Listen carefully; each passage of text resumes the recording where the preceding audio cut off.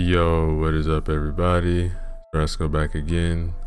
Another chapter from the story titled Don't Speak of It, written by Sam 1031. Remember to use the links in the description below. Show love to the author, like, comment, and subscribe. Chapter 6. I could hear voices speaking as I was coming out of the darkness.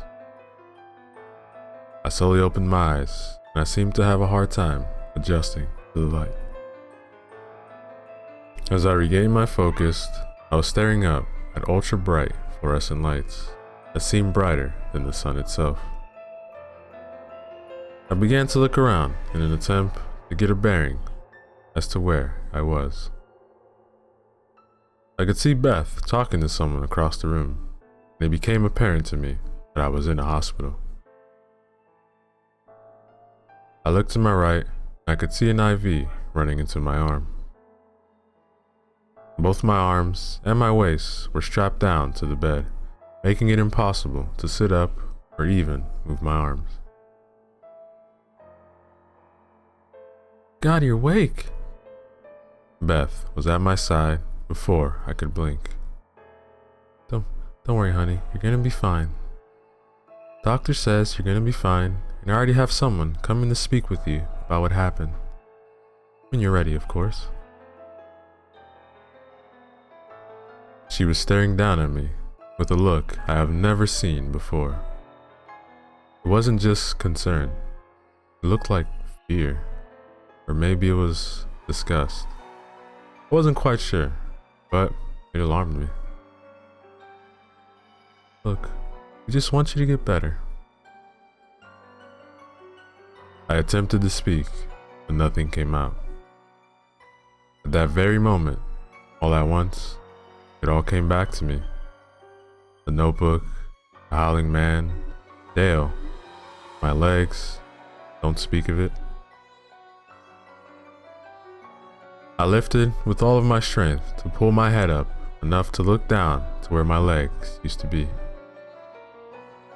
My lower body was covered with a blanket, but I was now very aware I could not feel my feet, and I could see my nubs pushing up on the blanket above my knees. That familiar wave of panic jolted my entire body. I fucked up big time. I motioned for my wife, using my head to try and get something to write with. Can't you speak, honey? To this, I simply shook my head and intensified my game of charades, trying to get a pen and a piece of paper. Doctor, you can't speak. Is that normal? Not unusual when faced with serious trauma. You have been through a lot, Mr. Weaver. Best that you just save your energy. But he wants to tell us something. Can you take his straps off, please? Yeah, I think it'll be alright to remove his writing hand strap, but then he needs to get some rest. The doctor removed my right hand strap and positioned my bed so I was sitting in an upright position. Beth placed a pen and notepad in my lap. I scribbled my first note. Did you find Dale? Dale? Who's Dale? Ripping that page out and throwing it aside, I scribbled my next question.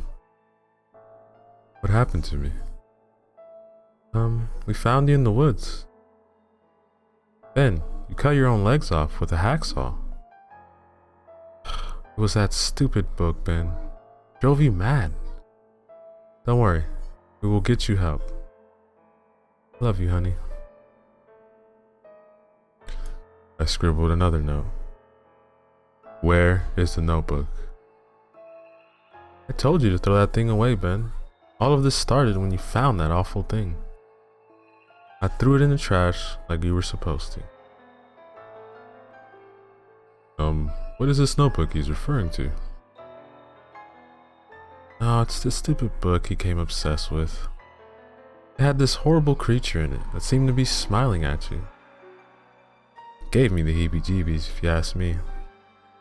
He called it the Howling Man? He thought it was real, and you weren't supposed to talk about it or something. It was all very bizarre.